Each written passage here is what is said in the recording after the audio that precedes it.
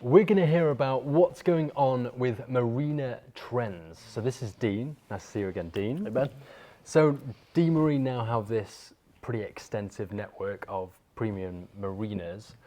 So you have a pretty good insight on what's going on and what's emerging in terms of trends in these locations. So give us some insight. What types of things are taking place now?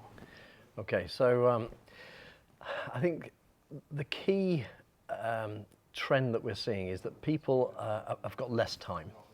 They've got less time to actually enjoy their boat in the way they imagined they would when they first bought that boat. Yeah, they bought the dream. When they bought the dream. All the time in the world, Exactly. relax on their boat, and then ultimately it's 2 days at the end of the week that they might be able to get there, or a week-long holiday. Yeah, exactly. So we're seeing a lot of visits. They're shorter term. We do have boats cruising the network. But most people are coming for the weekend, the week, their summer vacation, that kind of thing, and they've got really high expectations. So gone are the days where these our customers are going to tolerate dirty bathrooms, for example. Right. It seems a silly That's example. the classic pain point. But every single client uses a bathroom at some point. It's unavoidable.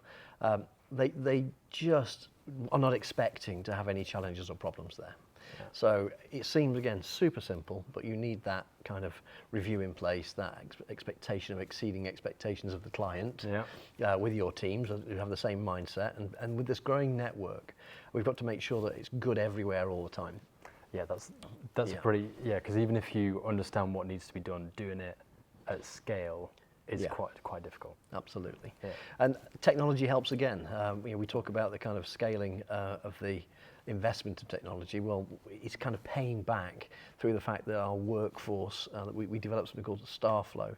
Our workforce can log in and see the most common tasks that are being completed, the frequency of tasks. It helps for things like infrastructure maintenance as well. So if we've got regular problems on one particular pier in one particular marina, then we're going to dive a little bit deeper into what's causing that. Right, something's actually happening there that's not common.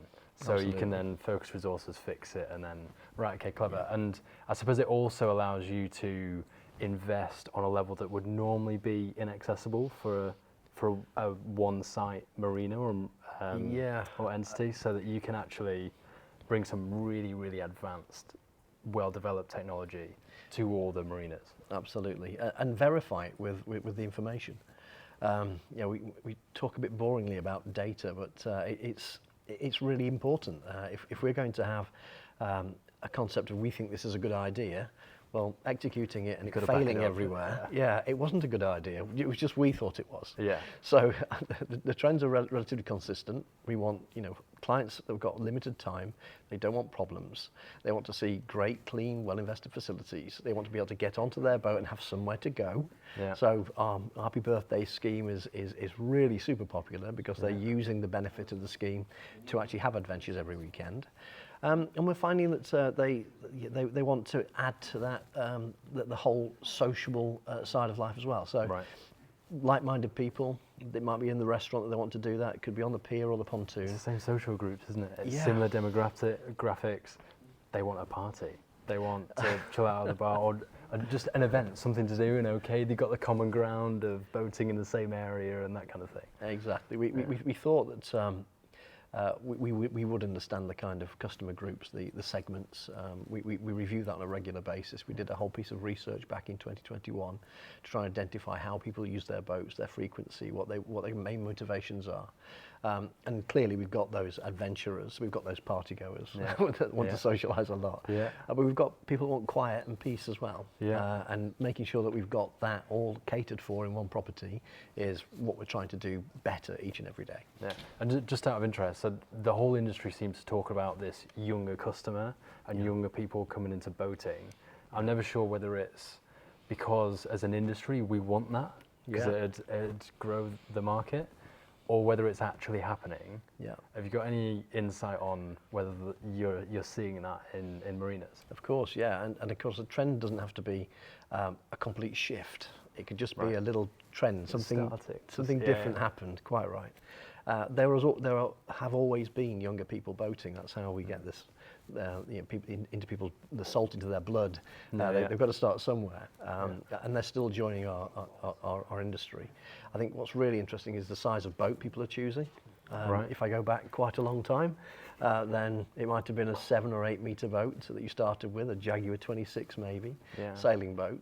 The first boat nowadays with a younger client is something quite impressive. It's going to be minimum 30, probably 40 feet. So their ability to join us at that level has arrived. We see that trend, and we see the fact that they're wanting to be impressed and have a great experience. Right. So that particular audience, even though it's not a majority, very demanding, very interested in this being good and looking good on camera. They want to make sure it all looks good on camera. It's quite showy. It's like nowhere to hide. There's a trend there. Yeah, we've got nowhere to hide. Okay, perfect. Thank you very much, Dean. Thanks, Ben. Everybody, if you enjoy content like this, make sure you're following here to see plenty more of it. Outside of that, I'll see you very soon. Bye for now.